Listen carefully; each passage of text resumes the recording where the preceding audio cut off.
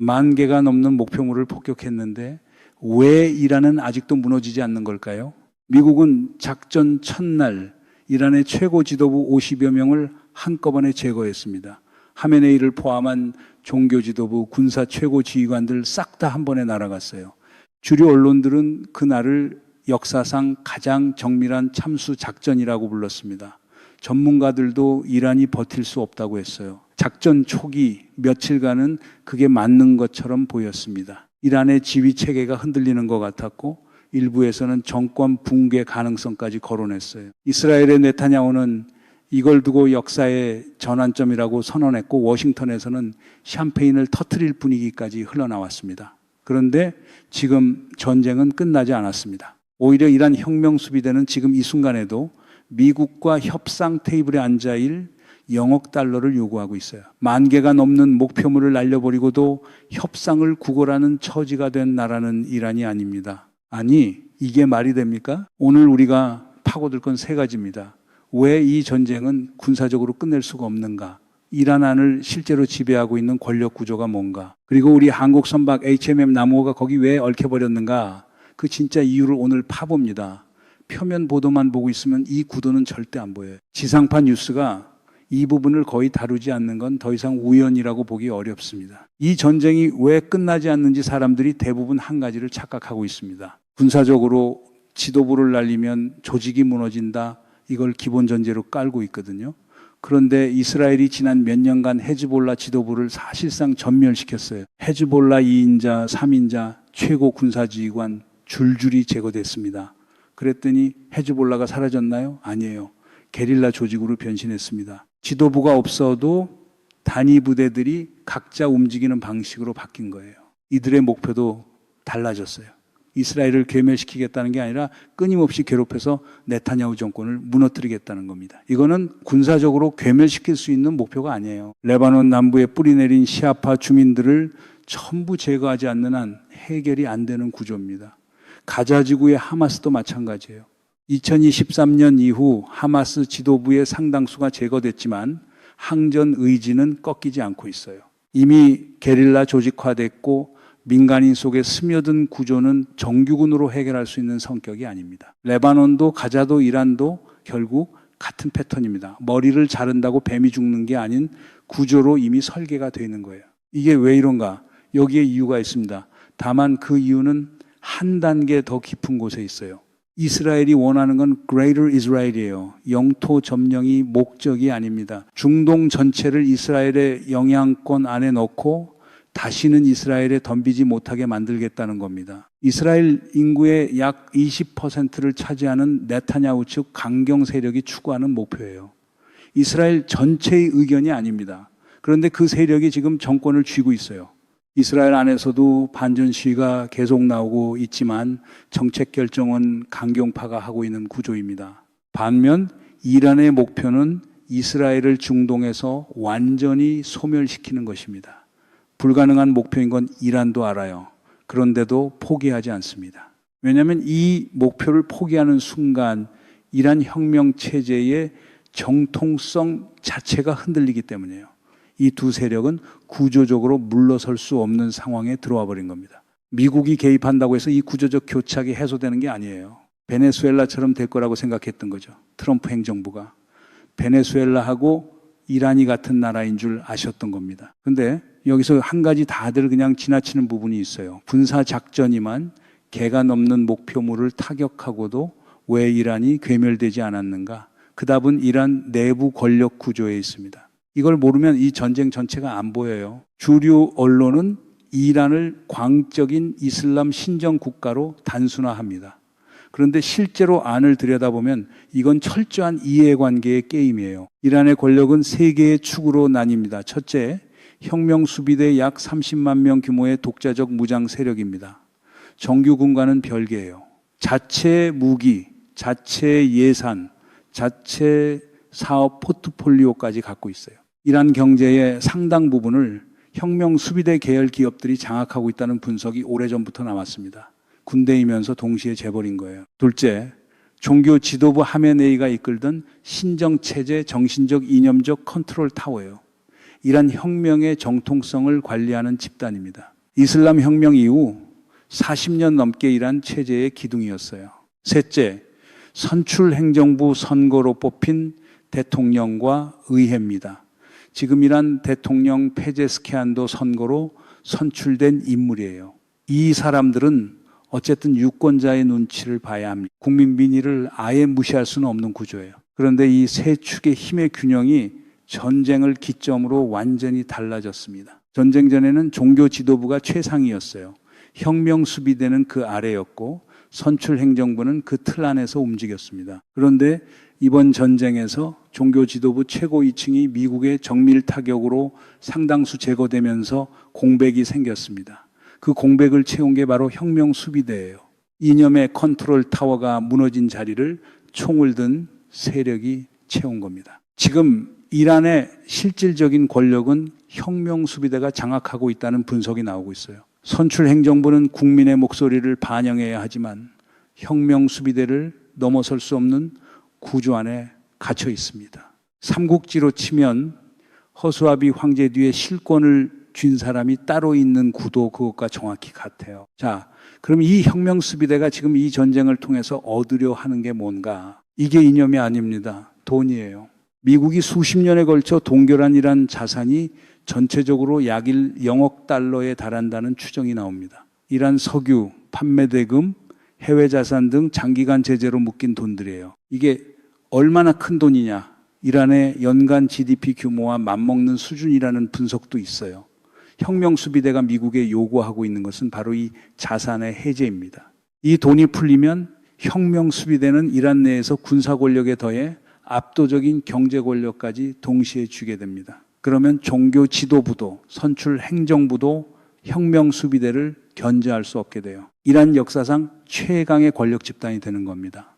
전쟁을 끝내지 않는 것 자체가 이들에게는 협상 레버리지이자 권력 유지 수단이에요. 반면 미국의 입장에서는 그 돈을 절대 풀어줄 수 없어요.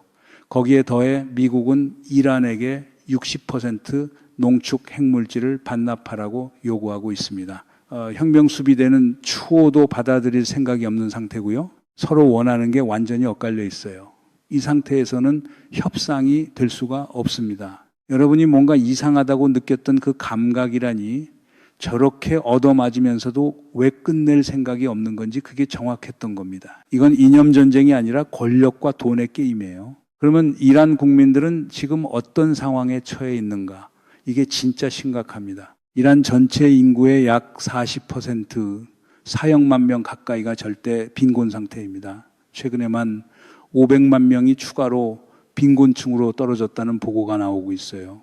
병원에서는 지금 주사기를 물로 씻어서 재사용하고 있습니다. 끓는 물에 소독하고 다시 쓰는 게 일반화됐다고 해요. 약품은 제재로 수입이 막혀서 구하기도 어렵고 의료 붕괴로 치료받지 못하고 사망하는 사람들이 속출하고 있는 상황이에요. 이거 2025년 얘기입니다. 지금 이 시간에 일어나고 있는 일이에요. 한번 보세요. 부유층 동네는 여전히 평화롭습니다. 카페도 열려 있고 상점도 돌아가요. 이란 안에서도 극단적인 양극화가 벌어지고 있는 거예요. 같은 테헤란 시내인데 한쪽에서는 사람이 주사기 재사용으로 죽어가고 다른 한쪽은 멀쩡하게 일상을 유지하고 있습니다. 그런데 잠깐만요. 여기서 한번 전체 그림을 봐야 합니다. 주사기를 물로 씻어서 다시 쓰는 나라에서 혁명 수비대는 0억 달러를 요구하고 있습니다. 이건 전쟁의 문제가 아니에요. 혁명 수비대가 자기 국민한테 벌이고 있는 자충수입니다. 호르무즈 해협 봉쇄도 그렇습니다. 처음에 이란이 해협을 봉쇄했는데 이란 유조선은 자기 나라 배니까 왔다 갔다 할 수 있잖아요. 다른 나라만 묶이고 이란은 계속 석유를 팔 수 있는 구조였어요. 그러니까 미국이 역봉쇄를 해버린 겁니다. 이란 배도 다니지 못하게. 그제야 이란도 실질적으로 숨통이 막히기 시작한 거예요. 자기가 놓은 덫에 자기가 걸린 구조입니다. 문제는 여기서부터입니다. 경제 붕괴보다 더 무서운 게 지금 이란에서 진행되고 있어요. 인터넷 이야기를 해야 합니다. 작년 말부터 올해 초까지 이란 전역에서 반정부 시위가 대규모로 확산됐습니다. SNS로 시위 영상이 퍼져나가고 혁명 수비대의 강경 진압 장면이 전 세계로 퍼지기 시작하자 혁명수비대가 인터넷을 전면 차단해 버렸어요. 통제할 수 없으면 끊어버리는 거죠. 이거 웃을 일이 아닙니다. 21세기 국가가 자국민의 경제 활동 수단을 통째로 끊어버리면서 체제 유지를 선택한 겁니다. 그 결과 어떻게 됐냐? 이란의 배달 플랫폼, SNS 기반 소상공인, 디지털 비즈니스 전체가 그냥 멈춰버렸습니다. 이미 절대 빈곤에 처해 있던 사람들에게 마지막으로 남아있던 생계 수단까지 끊겨버린 거예요. 불만이 극도로 높아진 상황이에요. 그렇다고 당장 쿠데타가 일어나는 건 아닙니다. 30만 명의 혁명 수비대가 총을 들고 있는 나라에서 민중봉기가 성공하기는 쉽지 않아요. 대신 선출행정부가 혁명 수비대에 압박을 가했습니다. 국민 민의를 반영해야 하는 이들이 인터넷 재개통을 강하게 요구한 거예요. 그 결과 지금 이란 인터넷은 약 40, 50%만 접속이 가능한 상태로 부분 복구됐어요. 그런데 여러분, 이란에서 지금 일어나고 있는 이 실험, 다른 권위주의 국가들도 관심 있게 지켜보고 있습니다. 혁명수비대가 지금 추진하고 있는 게 뭔지 아십니까? 이란판 디지털 만리장성입니다. 외부와 완전히 차단되고 내부에서만 작동하는 인트라넷. 거기서 돌아다니는 정보도 정부가 전부 검열하는 구조예요. 중국이 이미 수십 년에 걸쳐 구축한 그 만리장성을 이제 이란에 복사하고 있는 겁니다. 중국에서는 구글도 안 되고 외부 SNS도 안 돼요. 이란도 그 구조로 가겠다는 거예요. 이걸 누가 구축해주고 있는가? 중국 기술자들이 직접 와서 만들어주고 있습니다. 이란의 디지털 주권을 중국이 설계해주는 아이러니가 지금 벌어지고 있는 거예요. 조만간 이란은 구글도 외부 SNS도 완전히 접속 불가능한 디지털 감옥 안으로 들어가게 됩니다. 인터넷이 40% 풀렸으니 좀 나아지는 거 아닌가 그렇게 보이죠? 아닙니다. 혁명수비대는 지금 더 촘촘하고 더 영구적인 통제 인프라를 짓고 있는 중이에요. 진짜 그림은 지금부터 나옵니다. HMM 나무 피격 사건 언론은 이란이 한국 선박을 공격했다고 단순화했습니다. 그런데 사실관계를 보면 전혀 다른 이야기가 나와요. 나무호가 피격당한 그 시점에 다른 여러 척의 선박들도 동시에 공격을 받았습니다. 그중에 중국 선박이 포함되어 있어요. 이란이 중국 선박을 공격했다는 게 무슨 의미인가? 이란은 지금 중국 기술자를 데려다가 인터넷 인프라 구축을 맡기고 있고 전략적으로 가장 가깝게 협력하는 나라가 중국입니다. 이란에게 중국은 지금 가장 중요한 우방이에요. 이란 혁명수비대 지도부가 제대로 된 결정을 내렸다면 절대 중국 선박을 건드릴 수 없어요. 그 중국 선박이 공격을 당했다는 건 이란의 지휘 체계가 제대로 작동하지 않고 있다는 신호입니다. 이게 바로 이란의 모자이크 전술입니다. 지휘부가 없어져도 단위 부대들이 각자 알아서 행동하도록 설계된 분산 지휘 체계예요. 보통의 군대는 최고 지휘부 하나에서 일사불란하게 명령이 내려옵니다. 이란은 처음부터 그렇게 설계하지 않았어요. 머리가 여러 개 달린 뱀 하나를 잘라도 다른 머리들이 계속 움직이는 구조입니다. 이게 바로 미국의 참수 작전이 기대만큼 효과를 내지 못한 구조적 이유예요. 지도부를 제거해봤자 단위 부대들이 각자 판단해서 움직이는 거라면 참수가 의미 없어지거든요. 이란이 수십 년 전부터 미국의 정밀 타격 시나리오를 대비해 설계해 놓은 구조입니다. 동시에 이 구조의 부작용이 뭐냐? 중구난방이 될 수 있다는 겁니다. 중국 선박을 공격하는 일이 벌어지는 게 이 때문이에요. 자기 편 중국 선박을 공격하는 지휘 체계, 이걸 전략이라고 부를 수 있을지 모르겠습니다. 반면 이란의 공식 지휘부는 또 다른 한국 선박의 무료 통과를 허용했습니다. 통행료도 받지 않았어요. 이건 분명히 의도적인 결정이에요. 이란 지휘부 수준에서는 한국과의 관계를 관리하고 싶다는 메시지를 보낸 겁니다. 한국에는 이란의 동결 자산도 일부 있고 한국과의 관계를 완전히 끊는 건 이란 입장에서도 득이 없어요. 나무호 피격은 이란에 대한 적대감이 아니라 분산 지휘 체계 붕괴의 부작용이었을 가능성이 크다는 지적이 나오는 이유가 여기 있습니다. 지상파 보도만 보고 있으면 이 구도는 절대 안 보입니다. 여러분이 뭔가 이상하다고 느꼈던 그 직관, 그게 틀리지 않은 거예요. 자, 이제 전체 그림을 한번 봐야 합니다. 처음에 이 질문을 던졌습니다. 10,000개가 넘는 목표물을 폭격했는데 왜 이란은 무너지지 않는가? 그런데 지금 이 시점에서 보이는 건 질문 자체가 잘못됐다는 겁니다. 이란이 무너지느냐 마느냐가 문제가 아니에요. 전쟁을 유지하는 게 혁명 수비대에게 이득인 한 이 전쟁은 계속됩니다. 이 전쟁에서 가장 속이 타는 쪽은 미국입니다. 이기지도 못하고 지지도 못하고 나오지도 못하는 상황에 갇혀버렸어요. 트럼프 행정부는 지금 11월 중간 선거를 앞두고 있습니다. CPI 소비자 물가지수가 4% 다시 올라간 상태고 지지율은 계속 하락하고 있어요. 미국 국민들은 이 전쟁을 원하지 않습니다. 생활이 너무 어렵거든요. 왜 우리 돈이 저기 가서 쓰이느냐, 이런 민심이 쌓이고 있는 거예요. 게다가 처음에 이스라엘 네타냐후의 설득에 넘어가서 이 전쟁에 뛰어든 거라는 시각이 미국 내에서도 나오고 있어요. 베네수엘라처럼 단기에 끝날 거라는 계산이 완전히 빗나간 겁니다. 빨리 전쟁을 끝내야 하는 압박이 극심한 상황입니다. 그런데 그냥 빠져나가면 이건 실수한 전쟁이 돼버리고 이란이 그걸 빌미 삼아 계속 위협할 수 있어요. 그래서 일방적으로 승리를 선언하고 모양 좋게 나오고 싶은 건데 그게 도무지 안 되는 상황입니다. 이란 혁명 수비대는 아직 건재하고 미사일 재고도 상당 부분 남아 있어요. 완전한 승리 선언이 거짓말임을 전 세계가 다 아는 상황이에요. 두 나라 다 출구를 잃어버린 전쟁, 이게 지금 이란 전쟁의 본질입니다. 미국이 이기고 있는 게 아닙니다. 이란이 지고 있는 게 아닙니다. 둘 다 자기 덫에 걸린 거예요. 이런 상황에서 이재명 정부는 어떻게 움직이고 있는가? 한 가지 예상 가능한 그림이 있습니다. 이란에 대해서는 강한 항의나 공개적인 압박을 자제하는 방향이에요. 이스라엘에 대해서는 국제법 위반 문제를 분명히 지적하지만 이란에 대해서는 목소리를 높이지 않는 거죠. 보수 언론은 이걸 이란 눈치라고 프레임 씌울 겁니다. 근데 그게 맞는 분석인가? 이 프레임이 굳어지면 결과적으로 누가 가장 이득을 보는지 이 질문 하나만 따라가도 그림이 정리됩니다.